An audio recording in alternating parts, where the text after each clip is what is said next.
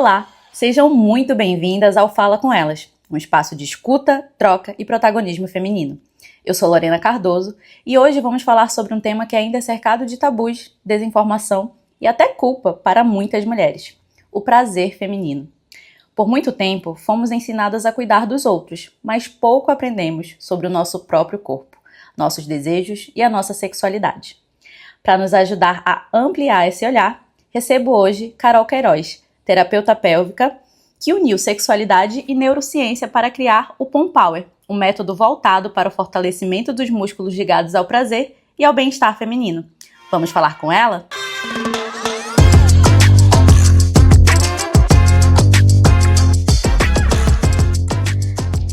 Carol, antes da gente começar, eu quero mandar um beijo para nossa amiga Andriele, que fez essa ponte e tornou esse encontro aqui possível. E é claro, agradecer a você por ter aceito esse convite. Lorena, eu que agradeço o convite, a oportunidade de estar aqui, de ser convidada. E maravilhosamente, Andriele, como sempre, as melhores conexões. Eu sei que se é amiga dela, sempre é uma pessoa de bom coração, competente, ela é uma entusiasta de mulheres. Então acho que em algum momento ela tem que estar aqui também. Com certeza, já fica aí o convite, viu, Andri?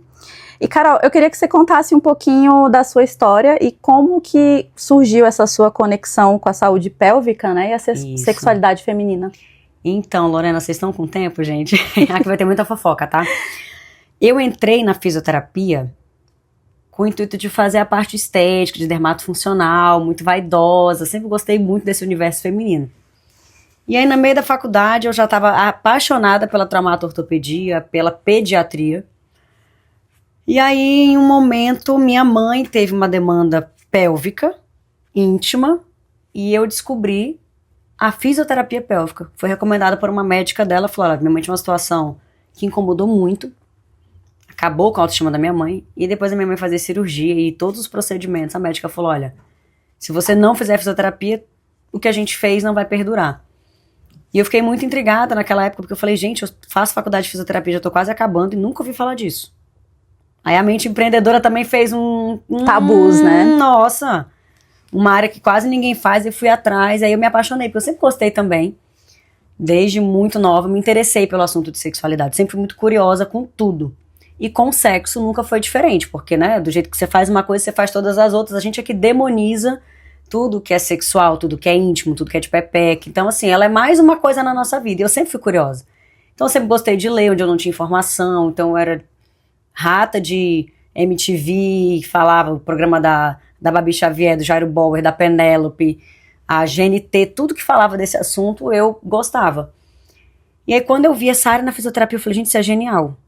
E aí, acabei, fiz especialização nisso, fui pra fora do Brasil, voltei, fiquei aqui, fiz pós-graduação, e aí eu trabalhava na época, né, há 15 anos, com grávidas, com incontinência, com próstata, mas o universo ele é perfeito e as mulheres começaram, por eu ter facilidade de falar, essa minha forma de comunicar, eu melhorei a minha comunicação de outras, né, em outras categorias, mas o jeito simples de falar e natural sempre existiu.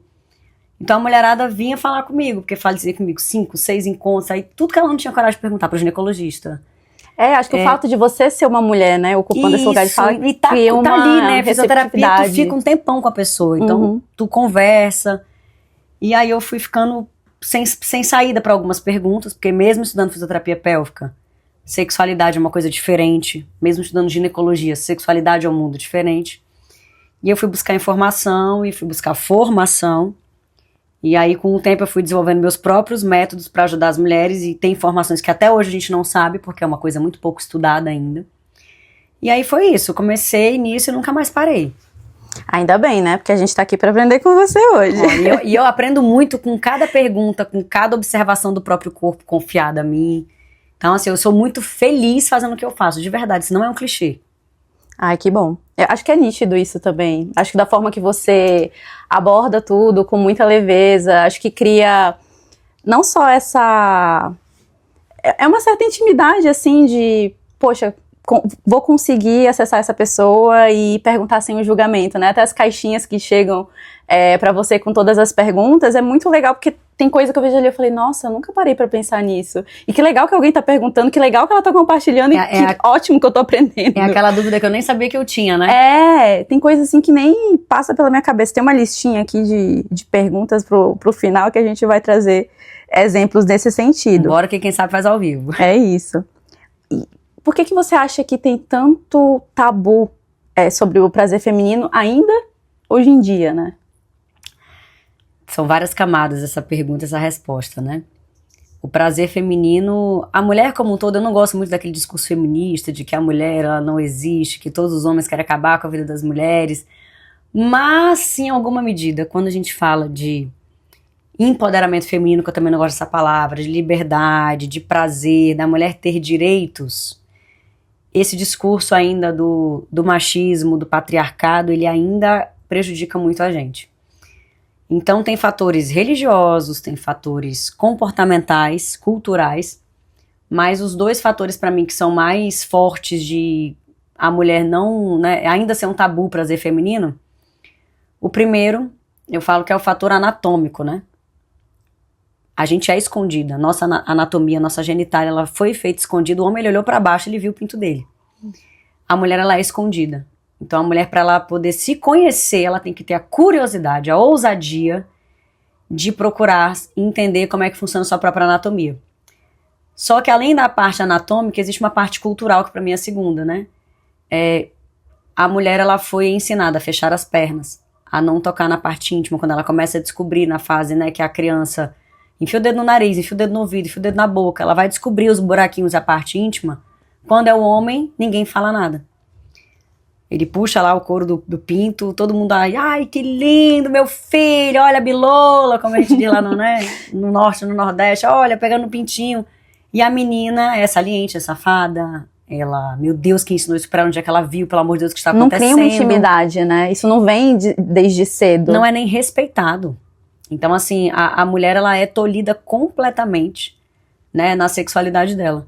E aí, se a gente for pegar fatores históricos, aí é que a gente vai passar, pode matar um boi e colocar ele num rolete, como diz lá no CTG, para poder ele começar a assar. E no final a gente ainda vai ter história para contar do quanto culturalmente o sexo para a mulher ele foi, né, velado, oculto, demonizado. Se a gente for pensar, ó, padres, igreja católica é proibido casar, guerras eram proibidas mulheres, então assim, o sexo ele acalma, o sexo ele é maravilhoso, a mulher que tem prazer, ela tem um outro nível de exigência na vida. Então a gente é tolhida e completamente, assim, consciente coletivo da mulher não acesse sexo, sexo é errado, é sujo, é pecado, mulheres que têm prazer são mulheres que não têm valor, são tudo puta. Então a mulher acaba que no inconsciente dela ela pensa assim, se eu for essa mulher que busca prazer, que valoriza isso, eu vou, de alguma medida, isso mesmo que seja de forma inconsciente, ela associa isso, como ela não ter valor, como ela ser mal vista. Porque as mulheres que a gente foi acostumada a ver sexualmente livres, elas não eram mulheres bem vistas. Isso está começando a mudar, porque a gente vê muita crítica, muito julgamento. Então aí a gente vai ter milhares de camadas, mas o prazer da mulher é uma coisa que eu gosto muito de defender. Uma mulher que explora a sua sexualidade, o autoconhecimento, ela não precisa ser uma mulher vulgar. Eu defendo muito a sexualidade da forma que eu escolhi fazer, porque eu acho que a vulgaridade, ela atrapalha muito o prazer da mulher. Porque o sexo, ele não precisa ser vulgar, ele não precisa ser promíscuo, nem libertino. Só que muitas pessoas fazem do sexo algo libertino, promíscuo, como fazem em outras áreas da vida.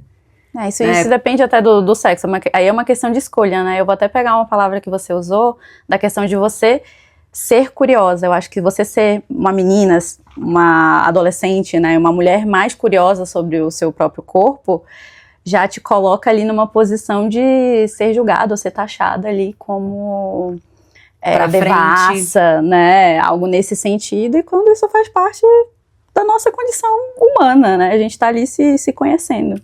Eu vou além até da sexualidade, sabia, Lorena? Porque assim, se a gente pensar numa mulher que com 13, 14 anos é uma mulher que é curiosa, que se posiciona, que quer desbravar a vida, mesmo que ela não fale uma palavra sobre sexo, as pessoas vão julgar aquela menina como uma menina pra frente, porque a mulher, ela foi, está mudando um pouco, mas assim, a obediência, discreta, a mulher que é muito, a bela recatada do lar, ela é a mulher que ela, o ideal, É um existe rótulo um muito ideal, atual, né? né? Nossa, existe um ideal dessa mulher que ela é discreta. E aí a gente tem que se perguntar se eu quero ser essa mulher discreta. Pra que eu quero ser essa mulher discreta? Será que isso combina comigo? Ou será que eu vou encarar um personagem o resto da minha vida pra eu me encaixar num padrão que a sociedade quer que eu seja? E aí isso aí vai além da cama. Porque é como eu sempre falo, do jeito que eu falo uma coisa, do jeito que eu faço uma coisa, eu faço todas as outras. Então eu era curiosa com a vida, assim, eu sempre fui uma menina curiosa com tudo. E com o meu corpo não ia ser diferente. Então existe isso aí em volta da mulher que é um absurdo, assim. Até hoje a gente vê. E que reverbera na nossa vida adulta, né? Exato, então a mulher, ela tem curiosidade e fala assim, não, mas eu não vou explorar essa área, eu não vou falar sobre isso, porque de alguma forma não é isso que esperam de mim, eu vou ser vista de uma forma Sim. que eu não quero, que eu não desejo. E aí ela acaba, né, não conseguindo nem ter consciência de como isso é importante, impacta na vida dela e quem se cerca, se relaciona. Sem ficar mais íntima de si mesma já na vida adulta, né? Exatamente. Isso reverbera aí durante toda a nossa vida. E, Carol, quais são os maiores mitos sobre sexualidade feminina que você já encontrou aí nos seus atendimentos? Para mim, o número um é o orgasmo com penetração. Essa ideia de que toda mulher goza com penetração, que toda mulher deveria gozar com penetração, isso para mim é o mito número 1, porque eu vejo muita culpa. As mulheres que não conseguem gozar com penetração, e elas são apenas 70% das mulheres, Só aproximadamente, isso? só coisa pouca, 7 a cada 10. Pouco, é só né? isso. E lembrando assim, né, que muito provavelmente as 30% que gozam com penetração estimulam o seu clitóris durante a penetração. Então, Tá uma combinação aí, é um combo. então assim, a gente sabe que é algo muito raro, porque anatomicamente não é algo que é possível para a mulher, não é simples.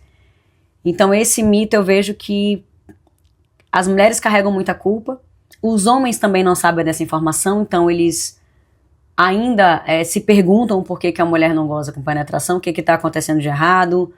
Quando eles não sabem, eles culpabilizam a mulher, porque eles também foram ensinados que a mulher goza com penetração, que ela goza rápido.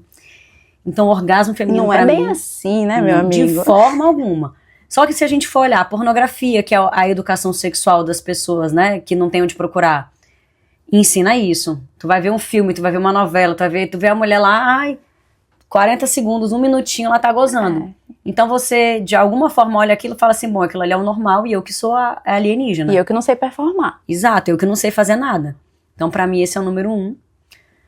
Número 2 é mulheres que não têm orgasmo e normalizam, porque existem as mulheres que nunca tiveram orgasmo, que são quase 50%. E elas se conformam com isso. Isso é triste. Isso é muito triste. Eu falo que é igual tu comer a mesma comida todos os dias, uma comida ruim, nunca ter tido acesso a algo melhor. Então é uma mediocridade, que não é culpa das mulheres, mas existe essa mediocridade no sexo, porque o sexo ainda é aquilo que mulheres bonitas, gostosas e perfeitas dão para homens quando eles merecem, em algum momento da vida. Sexo. Não é algo para ela também. Então, a mulher que tem sexo para agradar o outro, ela tem um sexo medíocre. Ela acaba cometendo, em alguma medida, algo violento com o próprio corpo, porque é algo que ela tá só realmente entregando para alguém. Ela não tá se beneficiando daquele momento. Então eu acho algo muito perigoso, porque eu vejo o impacto que isso causa ao longo do tempo. A baixa de libido, o não querer transar, aí a mulher começa a desenvolver muitas vezes dor, que também é normalizada. A mulher dói na primeira vez, dói, sempre sente um incômodo, e também é normalizado, porque a mulher sente dor, porque a mulher menstrua e tem cólica, porque a mulher vai parir e dói. E aí no sexo acaba que a dor também é normalizada por médicos, por colegas. E aí eu acho que a gente vem esses 3, pra mim são os top 3. Com certeza. Mulher não gozar com penetração, se culpa. Mulheres que não têm orgasmo e mulheres que sentem dor e normalizam isso. Eu acho que tudo isso está muito ligado com essa questão de buscar se conhecer, né? De conhecer ali seu corpo, seus limites. Buscar informação hoje eu acho que é essencial, porque na minha época, tu tá com quantos anos? Eu tô com 35. 35, eu tenho 38. E aí a gente pega assim, na nossa época, quando a gente começou a nossa vida sexual, não tinha tanta informação. Hoje já tem. Então hoje realmente faz sentido a gente dizer, poxa, por que a mulher não se conhece? Porque já tem bastante informação e de qualidade. Então realmente hoje a gente pode jogar isso, colocar isso na mesa e falar assim, olha, agora, hoje não se conhece quem não quer. Quem ainda não teve curiosidade, quem ainda não teve coragem, que exige coragem. Quebrar exatamente esses tabus, né? Esse tabu interno, que eu acho que o maior julgamento que tem, o mais prejudicial para a mulher, não é o julgamento social, porque muitas vezes, se ela vai se autoconhecer, se autossatisfazer, que são coisas diferentes, o que ela vive na intimidade dela, se ela não verbalizar, ninguém vai saber para julgar. Só que ela tem um julgamento interno. Eu tenho o meu, você tem o seu, quem tá ouvindo a gente tem. Então esse julgamento interno é o que mais prejudica a gente, porque a gente se julga, a gente se acha suja. Então isso aí prejudica muito. Nossa, quebrar isso, principalmente internamente, acho que exige coragem, exige maior desafio, né? Você ter aquela, meu Deus, como é que eu saio daqui agora? Eu vou aqui passando mal, com frio na barriga, mas eu vou. Eu vou entender esse trem. Carol, você é a criadora do Pompower, e quando a gente ouve falar sobre o método do pompoarismo, a gente automaticamente pensa somente em sexo, né? Mas existe um universo muito maior por trás dessa prática. Você poderia explicar o que é o pompoarismo e quais são os músculos milenários do prazer? O que são, né, os músculos milenários do prazer? Bem, excelente pergunta, Lorena. O pompoarismo, ele é uma arte milenar, muito difundida, né? Em alguns países orientais, Índia principalmente, Tailândia, aonde o sexo ele é visto de uma forma diferente do que é no Ocidente, né, na nossa cultura. Lá as pessoas entendem que sexo faz parte de um relacionamento, de um casamento, da vida das pessoas. Então é algo como deveria ser. Do jeito que natural. A mulher é natural. Eu como, eu durmo, eu trabalho, eu transo. Então as mulheres, quando eram preparadas para o casamento, e as mulheres sempre tiveram essa cultura lá no Oriente desde menina, né, desde muito pequena, ela é preparada para o casamento, porque o casamento é o que é o mote da vida da mulher, né? Nossa, mãe, tudo que eu faço é para quando eu casar. Então fazia parte do dote da mulher, a boa cama. Aprender a cozinhar, aprender a tocar um instrumento, aprender a arrumar uma casa e aprender a fazer um sexo de qualidade. Então, desde muito pequenas, elas faz parte do dote total. Então, as mães ensinavam para as filhas como é que mexia a musculatura, como é que mexia o quadril, como é que elas faziam. E a menina só ia entender realmente o significado e a importância disso quando ela estava pronta para casar. Então, isso era ensinado culturalmente. Uhum. Então, imagina a pessoa treinando os músculos milenares do prazer, como eu gosto de chamar, que são os músculos do períneo, do assoalho pélvico. A nossa pepeca é recheada de músculo treinável, igual abdômen, bumbum, né, braço. Então, ela treinou 10 anos e ela aprendeu de alguma forma. Então ficou muito famoso porque quando começou a ter prostituição nesses países, aí quem assistiu aí o filme, aquele do Johnny Depp, muito famoso, né, Piratas do Caribe 1, 2, existiam aqueles portos, né, lá na Tailândia, e aí existe a prostituição, a profissão feminina mais antiga do mundo, né, foi a primeira que a gente pôde trabalhar, e a gente só pôde, eu vou ser bem feminista agora, né, porque favorecia os homens de alguma forma. Então foi o nosso primeiro trabalho remunerado porque era para servir homens. E aí, nessa da prostituição, mundialmente as pessoas iam nos portos da Tailândia, conheciam aquelas mulheres que por algum motivo não casaram. Tem um borogodó diferente aqui. Mas falavam assim, tem dente aqui embaixo? O que é isso? Que trem diferente é esse? Negócio aqui embaixo, que mexe. E aí ficou muito famoso o pompoarismo por isso. O que essas mulheres fazem? Na Tailândia tem shows sobre isso, né? Shows performáticos que não tem nada a ver. A mulher joga a bola na parede, escreve, né, canta, toca flauta, enfim, fuma charuto, várias coisas que acontecem que não tem intuito sexual, mas que para demonstrar a força do assoalho pélvico, né, acabam sendo performáticos e pontos turísticos. Então o pompoarismo veio para os países ocidentais, só que ele foi muito difícil pra gente, por quê? Na Índia, na Tailândia, era proibido estudar anatomia. Era proibido de secar corpos, então não existe um conhecimento do que era possível ou não fazer com a musculatura íntima.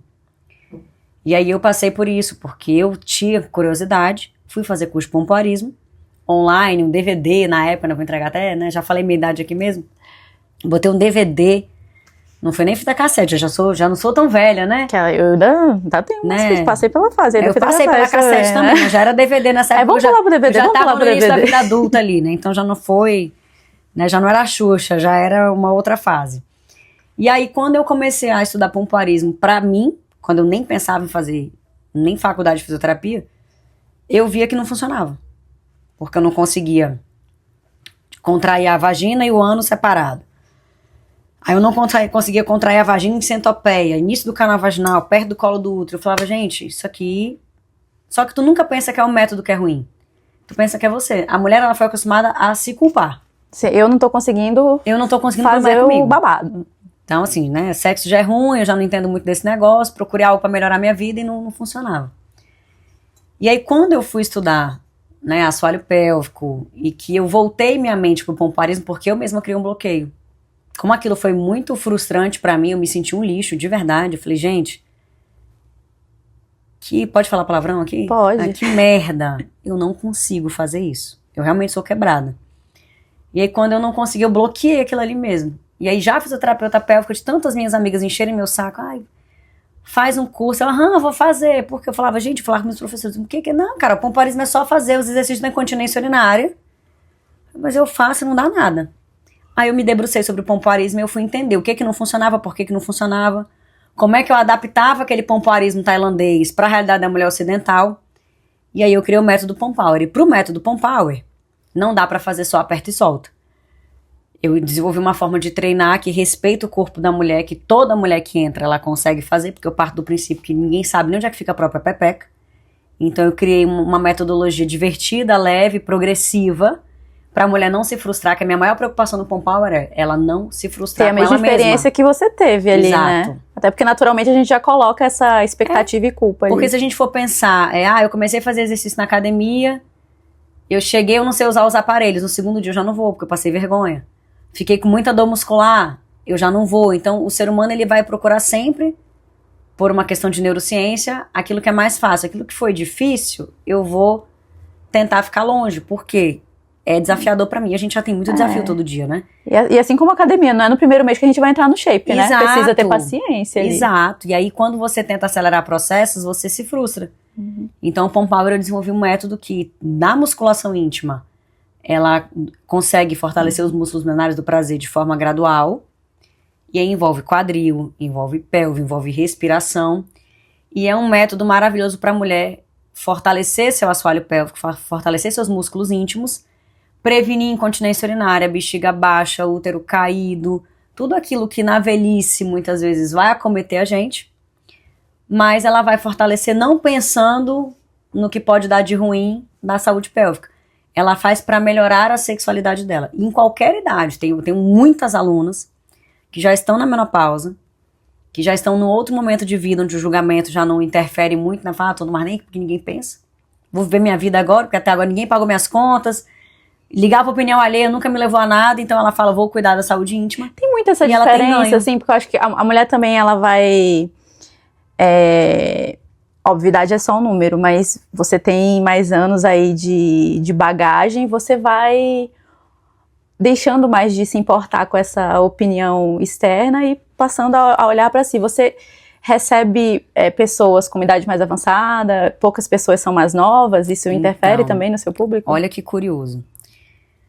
Quando eu falo de pompoarismo, eu tenho alunas de 18 anos até 80. No pompoarismo, a minha faixa etária mais forte é 50 a 60 anos. Eu acho que é quando começa exatamente essa virada de chave tardia na mulher, né? De, opa, peraí, deixa eu olhar pra mim aqui. Exato. O que é bom pra mim, pro meu corpo, né? Eu acho que junta muita coisa, junta... A mulher ela tá ali naquela fase da vida que ela já criou filho, ela já serviu todo mundo que ela tinha que servir. Trabalho, marido, filho, e aí ela fala, gente, cuidei de todo mundo. E o corpo dela começa a cobrar, a saúde dela começa a cobrar, olhar pra si. E também chega aquela hora que ela fala assim, eu não tolero mais pouco. Já passei por muita coisa, já não faz mais sentido pra mim fazer só pros outros. que ela já realmente tá esgotada de dar. E aí ela chega no sexo, ela fala assim, isso aqui pra mim tá pouco, chega de fazer pra agradar. Aí vem a menopausa, baixa hormonal, baixa lubrificação. Aí ela sente diferença na vida íntima. E aí ela olha e fala, cara, isso aqui agora faz sentido. Por quê?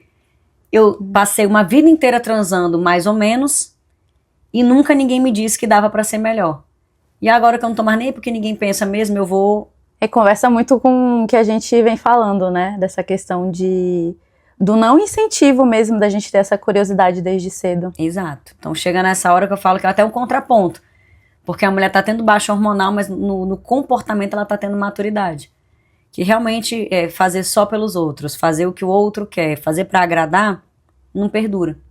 E aí quando ela entra na menopausa, que o hormônio dificulta tudo, ela fala, não, agora realmente não dá mais, porque assim, tá sofrido pra mim. Fisicamente, emocionalmente, não quero mais. E aí por isso eu tenho tanta aluna. E de dor sexual eu tenho muita, que não é causada pela menopausa, eu tenho muita paciente jovem. Nossa, eu espero que a faixa etária do seu público mude aí ao longo dos anos e que a gente passe a buscar atingir mais, mulheres, né? mais cada vez, né, precocemente, Exato. E você incorpora a neurociência na sua metodologia, até porque a nossa mente influencia todo o nosso corpo, né? Então, o nosso maior órgão sexual. Qual que é a relação entre emoção, cérebro e sexualidade? Toda a relação, Lorena, porque eu não tinha noção, quando eu comecei a trabalhar com sexualidade, o quanto emocional, né, ele impactava. Então chegavam mulheres pra mim com baixa libido, fraqueza muscular, baixa lubrificação, e a gente fazia tudo, aquela mulher ficava com uma musculatura íntima incrível, e ela continuava sem conseguir ter orgasmo, ter prazer. Sem sentir prazer. E aí quando eu comecei a dar aula de pompoarismo presencial, porque eu sou do movimento contrário da internet. Muita gente veio dar aula de pompoarismo porque era moda e porque começou a dar aula online. Eu venho de turmas presenciais. Consultório, né, transformei vários músculos milenares do prazer em músculos pompoaristas, grupos de mulheres. Então, quando eu via aquela transformação da mulher, que ela chegava cabisbaixa, sem vaidade, e ela saía do curso com brilho, com um posicionamento diferente para a vida, eu falava, gente, o que aconteceu aqui? Que a gente só fortaleceu a musculatura íntima. E aí eu fui estudar, eu falei, gente, eu não tô entendendo. Né? Você mudou minha vida. Eu falei, como? Não, eu mudei tua musculatura íntima porque eu te dei o exercício certo. E aí eu fui estudar o quanto o comportamento impacta. Então aí eu fui entender que realmente o cérebro, ele é o maior órgão que a gente tem sexual, porque o cérebro ele comanda tudo, o nosso emocional comanda tudo. E aí, se eu não tenho uma mulher que se permite com segurança viver aquela experiência, não adianta, tudo lá embaixo tá funcionando fisicamente, de saúde. Ela precisa ter um espaço livre, ela precisa se enxergar de uma forma diferente, ela precisa ter liberdade para falar. Então o comportamento, a sexualidade, ele interfere majoritariamente na vida íntima. Por isso que quando eu criei o Pompower, pro online principalmente, eu falei, não tem como deixar a parte da neuropsicofisiologia do prazer de fora. Porque ela precisa aprender a estado de presença, ela precisa aprender o quanto ela se vê, o quanto a mente dela tem crenças limitantes sobre sexo, ela precisa destravar isso, porque senão ela não vai conseguir nem fazer o curso. E sem contar que sentir prazer é bom, né? Então isso mexe na nossa autoestima, isso, acaba... Você tem uma noite gostosa ali. No outro dia você tá rindo pros passarinhos assim, né? Manda o problema pra mim que eu resolvo. Bate aqui que eu resolvo, sabe? Acho que tudo tá... E pra imunidade, assim, se a gente for pensar de forma física, o sexo, o orgasmo são muito bons quando eles são gostosos pra mulher. Se pra mulher é prazeroso, porque assim, só fazer sexo não é o importante. É o quanto aquilo ali te faz bem, tanto que libera neurotransmissores do prazer, do bem-estar. E tem um livro chamado Vitamina O, que é vitamina de orgasmo, né? Então é um livrinho curtinho, bem legal de ler, que ele fala dos inúmeros benefícios, né, do sexo prazeroso e do orgasmo. Então, assim, é saúde. Só em 77, ou desde 77, a Organização Mundial de Saúde, ela colocou saúde sexual como parte do conceito integral de saúde do ser humano. Nossa, que demais. Então já não é mais, nossa, Será que é importante? Por isso a gente começou a estudar mais sobre sexualidade, sobre o corpo feminino. Por quê? Isso é algo que é vira algo um elefante normal, branco, né? É como, totalmente natural como na vida da mulher. A visão que tem lá na Índia, como você comentou, é algo biológico. Não Biológico, tem que, exato. A gente tem que quebrar Biológico, esses tabus. fisiológico, é do corpo do ser humano. Exato. Ai, perfeito. Carol, queria entrar no assunto que talvez muitas mulheres já tenham vivido, mas poucas falam abertamente, que é fingir orgasmo.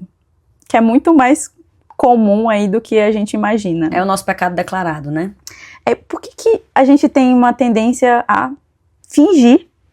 E se você acredita que isso tem relação aí com a forma com a qual nós fomos socializadas? A completa relação, Lorena, porque assim, imagina que tu tá numa mesa e todo mundo fala de um assunto que todo mundo tá parecendo que entende. Tu é a única que não tá entendendo. Tu vai fazer cara de inteligente na grande maioria das vezes. Tu vai fingir que tá entendendo, tu vai rir quando todo mundo ri. Então, quando a gente finge orgasmo, é meio que esse movimento primário que a gente faz. Por quê? É esperado que se tenha um orgasmo quando a mulher transa. Eu falo que a mulher que ela finge orgasmo, ela já tá um pouco acima da mulher que nem sabe que gozar numa relação é necessário. Né? Que ainda existe isso, a gente não sabe. E aí existe o que esperam de mim? Será que se eu não gozar? Aí começa, né? Eu vou parecer insuficiente, eu vou parecer que não sei transar, eu vou desagradar o outro, eu vou mexer no ego do outro, eu não vou ser adequada, né? Eu vou estar fora desse rolê. E tem aquela questão também de... quando eu finjo orgasmo, o ego do meu parceiro, a mulher tem muito essa preocupação, né? Como é que o outro vai se sentir? A gente tem uma empatia que ela tinha que ser estudada, que a mulher tem muito mais empatia que o homem. Então ela também pensa, como é que o outro vai se sentir se eu não gozar? E aí o homem ainda pede, né?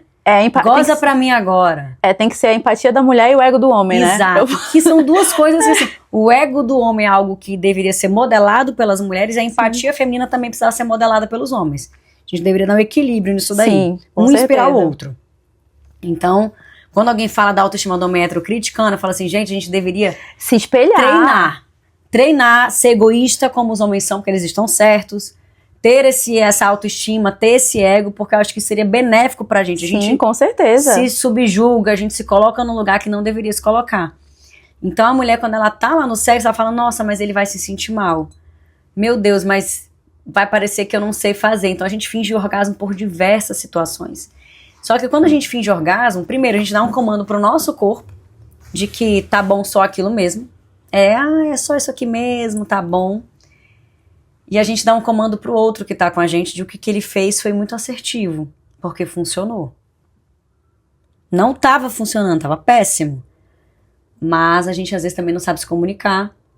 Às vezes eu acho que a gente não sabe, não para nem também pra pensar do que a gente gosta. A gente não para pra pensar nem o que a gente é, nem do que a gente gosta na vida. E na cama, muito menos. Então, por que eu não gozo? Tem mulher que... Isso não é só mulher não, tá? O ser humano, ele evita o conflito daquelas perguntas que causam desconforto. Vai ter gente que começou a ouvir o podcast e já saiu. Por quê? De alguma forma incomoda. Sim. Que é um assunto que precisa, é uma dor do ser humano. Então, quando dói, às vezes eu falo assim, deixa eu jogar isso aqui debaixo do tapete um pouquinho mais. E tem aquele lado da vergonha, né? Também. Dessa vergonha também. E se eu souber de coisas que... Como é que a gente fala muito, né? E se eu ver coisas que eu não posso mais desver, vou ter que tomar providência. Sabe o relacionamento abusivo? Eu não sabia que eu estava num relacionamento abusivo, mas agora que eu sei, eu tenho de alguma forma uma obrigação de tomar uma providência. Eu nunca tinha pensado sobre sexo, sobre o meu corpo, sobre o meu prazer, mas agora que eu pensei, que eu ouvi, que eu tenho conhecimento, consciência, eu preciso fazer algo a respeito disso. Eu ia te perguntar, assim, exatamente isso. Quais são as mudanças mais nítidas que você enxerga das pessoas, das suas pacientes, depois de se aprofundar nessa intimidade consigo? Como que você enxerga esse up que elas dão, assim? Sabe o que é muito curioso? O up maior, existe assim, eu tenho vários relatos. Eu estava vindo para cá, inclusive, no trânsito, olhando aqui meu grupo de alunas, falando que minha lubrificação melhorou, minha sensibilidade, meu orgasmo, mas não é isso. Eu acredito que quando a mulher começa a imergir no autoconhecimento íntimo, a primeira coisa que ela fala, assim, que pra mim é mais disruptiva e mais forte é: eu sou normal. Não era comigo o problema, não sou eu a quebrada, não sou eu a defeituosa. Porque tem tanta informação dada errada, mesmo que seja velada, assim, eu não tive educação sexual, de alguma forma você teve. Mesmo que no silêncio, você foi educada que o corpo da mulher de alguma forma responde X, Y, Z. E quando a mulher começa a entender, com base em anatomia, fisiologia, estudo científico... A gente normaliza a ela sexualidade, fala, meu né? Deus, eu nunca fui a problemática. O meu corpo é normal, é como se ela Não tem nada de falasse, errado meu comigo. Deus, eu sou normal. Eu finalmente descobri como meu corpo funciona e isso me torna uma mulher livre. Porque ela tem a culpa, o julgamento, ela fala, meu Deus do céu, eu sou muito quebrada nessa área. Eu que não consigo ter prazer, eu que não consigo dar prazer, eu que sou insuficiente, incompetente. Então quando ela começa a se autoconhecer, antes de colher o benefício, por isso que no Pom Power eu tenho uma grande parte de educação sexual antes dela fazer o exercício, porque eu falo, eu quero que ela olhe e fale, ela se reconheça que eu nunca tive nada de errado, é assim que meu corpo funciona, e a partir daqui eu vou melhorar tudo que eu tenho. Porque se ela entra no exercício direto, ela muitas vezes vai falar assim, poxa, melhorou. Mas quando eu tenho aquele contraste de isso aqui é o natural, eu não sou quebrada, aí ela, o pequeno resultado que ela tem, todo esse exato, é tabu que a desconstruir gente para reconstruir cria. o que ela sabe sobre sexo, sobre o corpo dela. Então, pra mim, esse é o maior up que a mulher pode dar. É entender que ela nunca foi o problema, que pra mim é a maior dor que tem. Talvez seja uma dor minha, mas que eu vejo que é de muitas alunas, clientes, Com pacientes. certeza é algo comum entre nós. O defeito não era em mim. Não se Foi no vê que como me ensinaram. problema, né? Exato, não se vê como problema. Foi no que me ensinaram, foi no que não me ensinaram. Então, o problema não é comigo. Isso pra mim tira um peso muito grande das costas da mulher, porque eu acho que a culpa é uma das A piores gente acaba coisas que tem. sentindo um certo desencaixe que nem deveria Exato. existir, né? Uma inadequação. Eu nunca fui adequada, eu não fui feita pra isso. Porque a mulher vê sobre sexo, aí muitas vezes aqui não tem prazer, ela fala, acho que meu corpo que não foi feito pra isso. Sou estranha, então. Tá todo mundo falando sobre orgasmo, sobre isso, sobre aquilo outro, Todo e eu tô mundo aqui. fala que gosta de sexo e acha que o problema então é em mim, porque se eu não gosto... É quando ela vai olhar e fala assim, mas esse sexo aqui, que é o do homem, ou da pornografia, não tem como eu gostar, porque ele não foi feito no meu corpo. Ah, perfeito. E tem alguma história que você possa compartilhar, né? Obviamente, assim, das suas alunas que te marcou durante todos esses anos? Diversas. Se eu pensar assim em uma, é difícil pensar em uma só. Mas eu fico muito feliz quando eu vejo uma mulher de 50 anos mais ter orgasmo pela primeira vez. Nossa. E são muitas que tem. Então isso é uma coisa que sempre me marca, sempre me deixa feliz, eu fico emocionada de marejar os olhos mesmo. Porque eu fico pensando no quanto a mulher sabe que ela tem aquela cultura de que sexo é pro outro e que quando ela tá na menopausa, acabou pra ela. Porque é como se a gente fosse feita pra dar prazer pro homem reproduzir. Se eu não dou mais prazer e não reproduzo, eu não tenho mais função. Não tem mais utilidade. Então, quando ela, aos 50 e poucos anos, descobre o corpo dela e tem orgasmo, eu fico muito emocionada. Mas teve uma história recente agora que eu lembrei. Foi uma conversa no grupo de alunas, onde a mulher, ela chorava muito.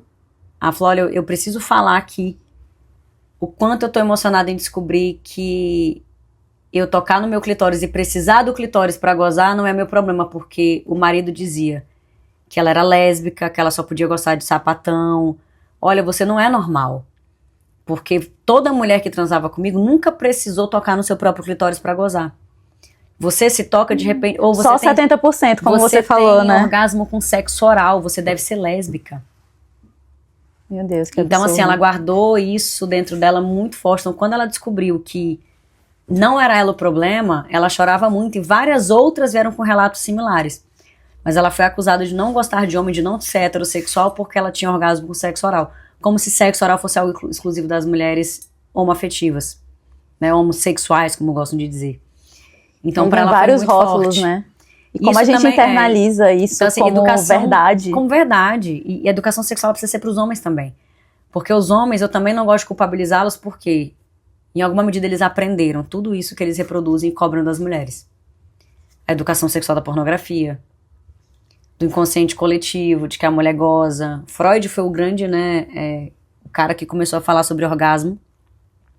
Ele tem o mérito dele por isso. Então ele fez uma pesquisa onde ele disse que o orgasmo da mulher juvenil era o orgasmo clitoriano e o orgasmo da mulher madura era o orgasmo vaginal.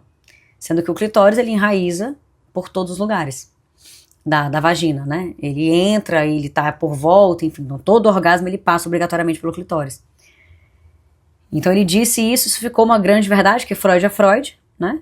E antes de morrer, ele desfez esse mito. Ele falou, olha, eu estava errado, isso não é verdade, mesmo com o clitóris não tendo o conhecimento anatômico que nós temos hoje, que foi só em 2000 e tanto, que 99 para 2000 que foi feita essa pesquisa, de descobrir o real trajeto, o tamanho e por onde o clitóris, né, passa. Ele disse que isso não era verdade, mas a primeira grande descoberta dele, onde ele fala isso, ficou e está arraigado até hoje.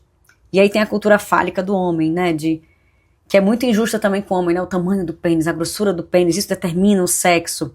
Então quando a mulher não goza com a penetração e fala, meu pinto é pequeno, mas meu pinto é grande, ela não gozou, então fica essa guerra que não ajuda ninguém.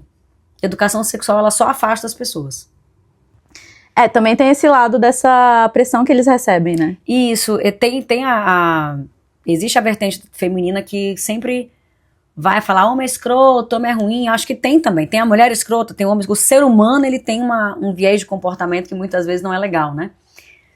Mas o homem, ele tem muito, né, ele tem pouca empatia, ele tem uma educação sexual muito ruim, e a autorresponsabilidade no homem é um pouquinho menor. Então, o comportamento porque escroto, a gente pode também fingir o orgasmo, mas eles, quando brocham, eles não conseguem fingir. Tem isso também. A pressão performática e a responsabilidade do prazer colocado nas costas do homem desde muito cedo, sim, a gente não pode ignorar. E aí eu acho que existe sim a responsabilidade de melhorar enquanto ser humano para todos e principalmente para eles, de melhorar a comunicação, de não colocar isso na conta da mulher, de tentar entender melhor como um relacionamento como um todo, e o sexo faz parte disso. Ser um prazer e falar mútuo, assim, como né? é que eu te ajudo, como é que funciona pra você. Mas pro homem o ego sexual, porque assim, o homem ele foi ensinado de que ele precisa ser forte, que toda a responsabilidade financeira é dele, que ele não pode reclamar. Que ele não pode brochar nunca, que acabou o mundo. Que ele tá sempre disposto, e que quando o sexo não dá certo, a culpa é dele. Por quê? Quem guiou a mulher foi ele. Então tem mulheres ainda que esperam que, eu falo que deitam, olham pra cima e ficam esperando alguém que não sabe, por neurociência, achar a manteiga na primeira prateleira da geladeira, achar seu clitóris e dar o seu orgasmo quando ela também não se conhece. Então, nós temos também uma responsabilidade sobre o nosso próprio prazer, e o homem ele tem essa carga, de essa comunicar responsabilidade também, né? muito grande, porque a cultura também colocou nas costas dele a responsabilidade do sexo ser bom ou não. Seja pelo tamanho do pinto, seja porque ele demorou, gozou rápido, seja porque ele não soube guiar a mulher. Então existe aí muita coisa pra gente conversar sobre isso. Acho que a gente tem que rever os dois lados, né? Tem que rever. E cada um começa fazendo sua própria parte. Com certeza. Eu acho que não ajuda a gente ficar falando, porque o homem isso, o homem aquilo. Ou o homem ficar falando, a mulher isso ou aquilo. O clichê de comece por você é uma mudança que você precisa ver no mundo. Então, o que é responsabilidade minha? Me educar sexualmente, buscar conhecimento, conhecer meu próprio corpo e melhorar minha comunicação para que eu possa, né, me comunicar com quem eu me relaciono, seja homem, mulher ou comigo mesma, para que eu possa ter uma vida sexual melhor. No final do dia tem que ser bom para os dois. Exato. Né? Esse é o mais importante.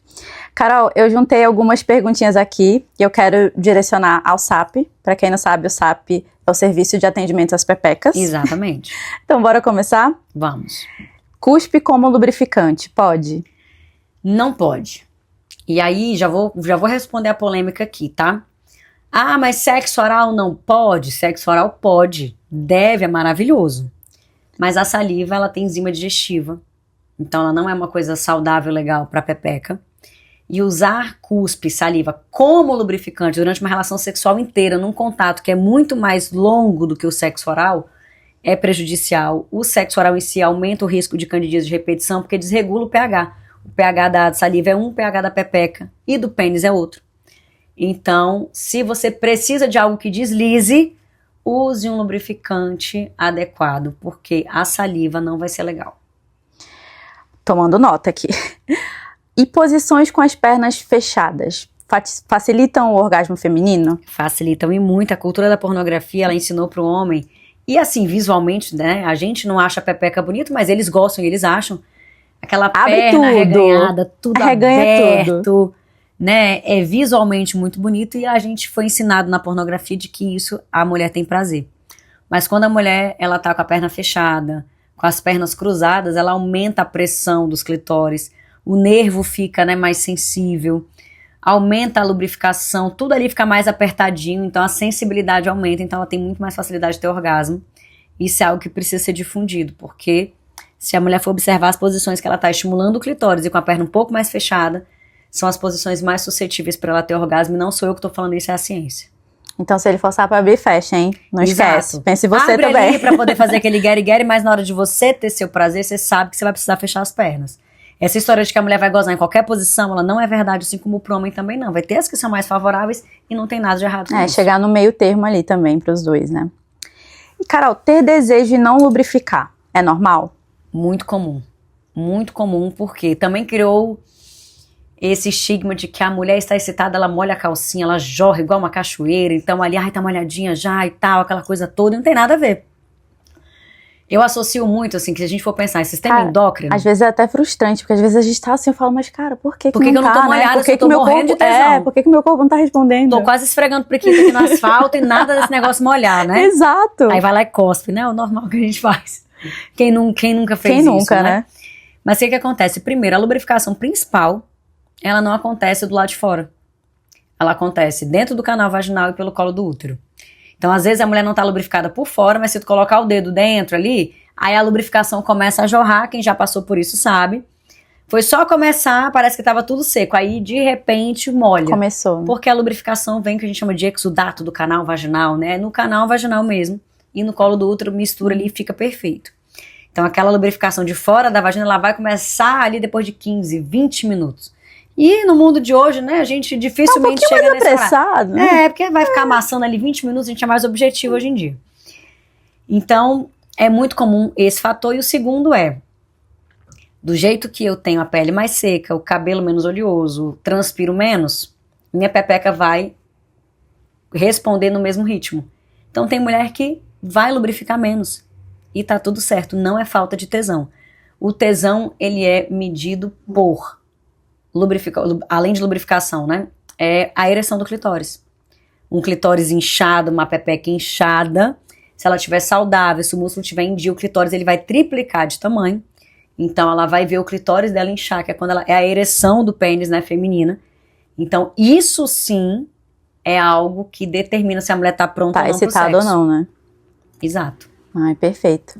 E Carol, dormir com calcinha faz mal?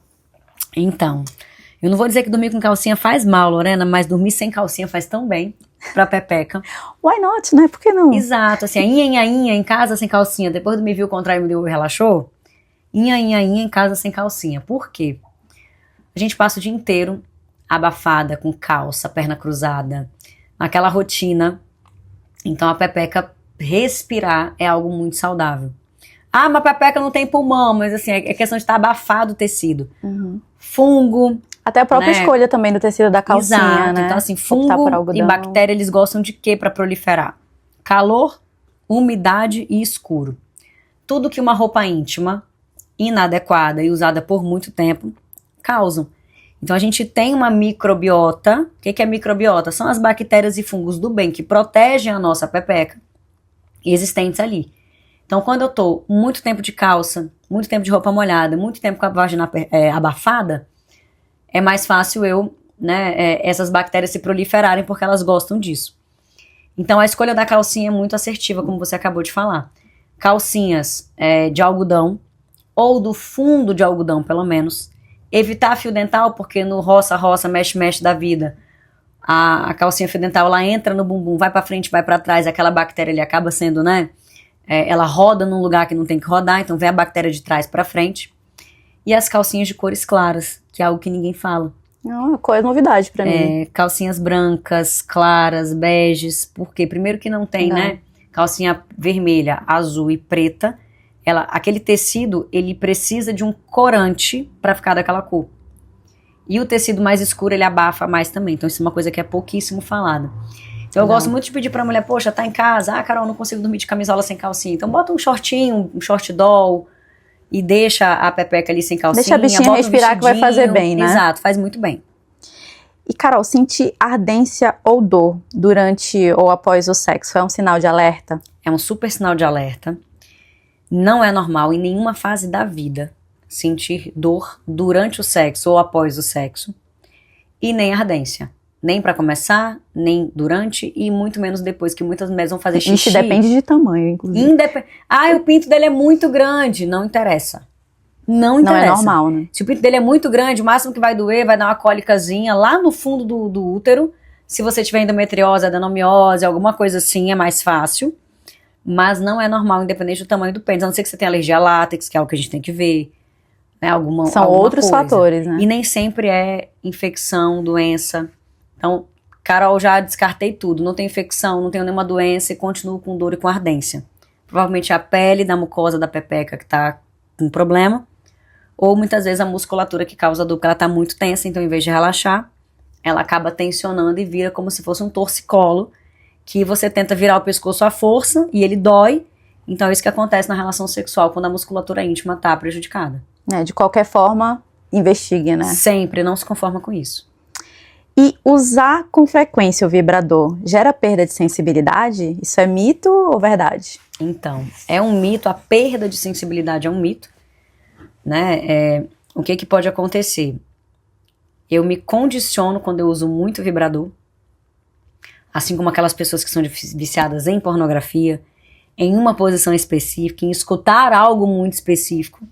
Tudo que é condicionante no sexo é ruim, porque o prazer ele deveria estar ligado à variabilidade de estímulos, a você estar aberta àquela coisa inesperada e ter prazer de várias formas, você não ficar bitolada, condicionada. Então o vibrador muitas vezes ele te deixa viciada num tipo de estímulo específico e às vezes eu tento ficar mais tempo, o vibrador ligado mais forte para você conseguir o orgasmo. Então, desensibilizar na área da saúde é quando eu começo a ter um problema de condução nervosa. Mas dá um vício naquele estímulo que pode ser prejudicial. Então, minha dica é né? isso, tu fica acostumada com aquilo ali só. Tipo criança quando só dorme de um jeito, com certo barulho, com tal música, com tal jeito de ninar. A gente acaba acontecendo isso também quando a gente usa um vibrador. Então, minha dica é, um dia eu uso um sugador, no outro dia tu usa uma varinha mágica, no outro dia tu usa outro tipo de vibração. Alternando, né? No outro dia tu usa só o dedo, no outro dia tu usa um travesseiro. Alterna pra tu não se condicionar e não ficar viciado. Porque tem vibrador hoje em dia, vamos combinar, que faz coisa que pinto nenhum faz, gente. Então, assim, aí depois você vai assim...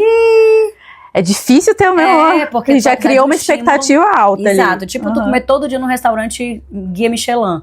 Quando tu for comer ali na marmita da padaria da esquina, tu vai, putz, isso aqui não me deixou satisfeito. Então vamos variar aí, né, pra gente poder ter prazer de todas as formas. Perfeito. E Carol, eu preciso de pezinho pra fazer os exercícios de pompoarismo? Minhas colegas fisiopélvicas, vendedoras de pompoarismo na internet vão ficar bravas, mas não precisa.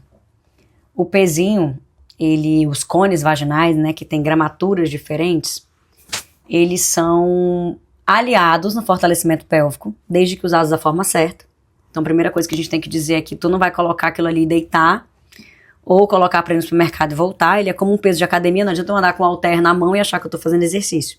Ele vai ser usado junto com exercício específico. Botei o peso ali, botei a barra de agachamento, fiz o exercício e soltei. Mas no Pom Power, eu já usei pezinho, já usei aquelas bolinhas, e parei porque o exercício íntimo, ele precisa ter constância. E na vida que a gente tem, hoje, todo mundo, se tu não tiver com a vida corrida, mulher, se tu não tiver ouvindo esse podcast aí em 4 idas e voltas de algum lugar... Lavando a louça, já tô admirando você. Se tu tá só ouvindo isso, falo, gente, eu quero que tu mande uma mensagem assim, cara, me ensina a fazer isso. A gente vive uma vida que a gente faz 3, 4, 5 coisas ao mesmo tempo. Então o pezinho, ele acabou se tornando algo que impedia a mulher de fortalecer o assoalho pélvico dela. Que eu tenho que guardar num lugar específico, eu tenho que colocar, eu tenho que estar com a mão limpa, tem que estar no ambiente adequado. O peso cai no chão. Porque é igual ao halter da academia, né? Na última eu tenho que estar ali soltando ele cai no chão, lava, bota. Aí guarda.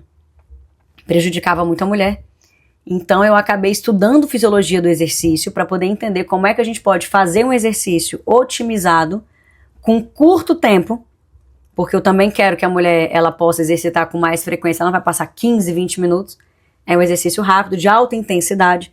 Então eu dispensei o uso dos pezinhos por conta da dificuldade. Então não precisa usar pezinho desde que você tenha uma técnica de exercício muito boa. Entendi. Nosso corpo ele é o suficiente ali, né?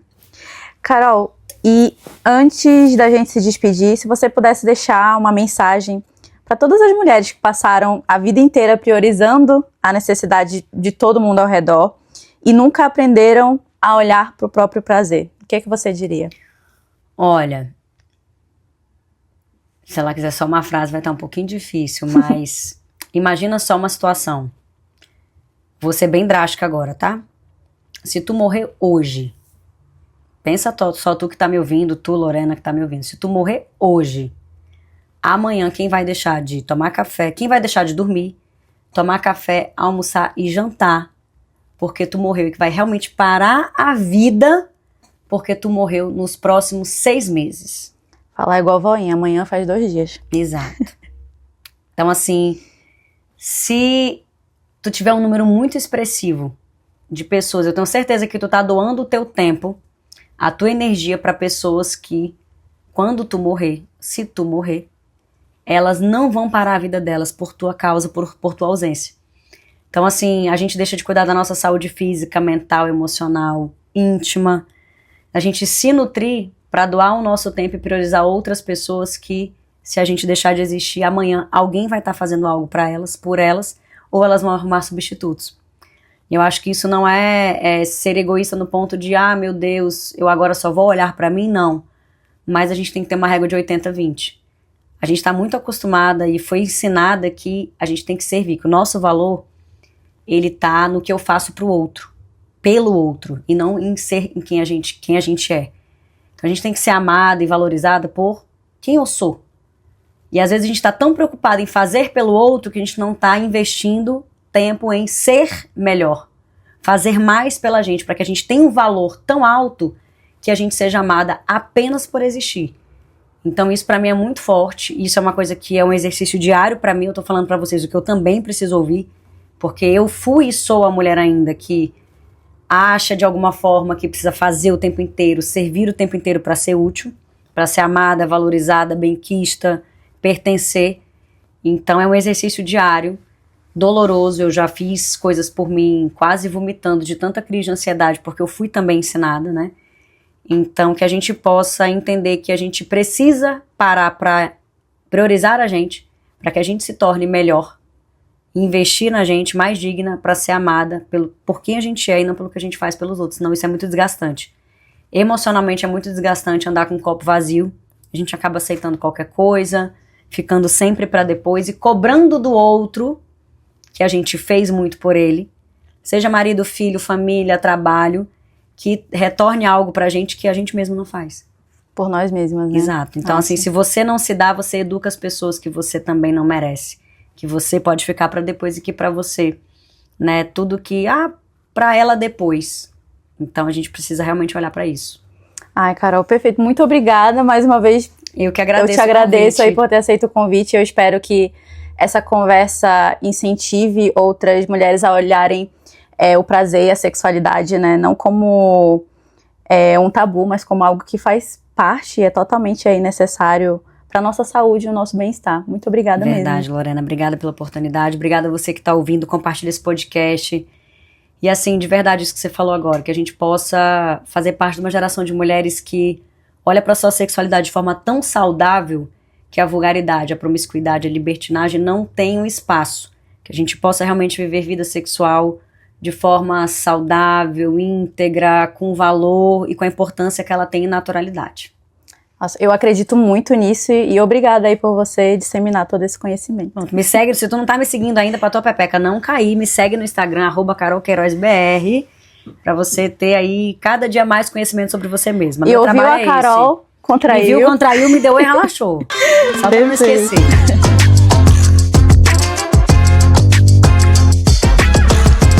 Gostou do conteúdo?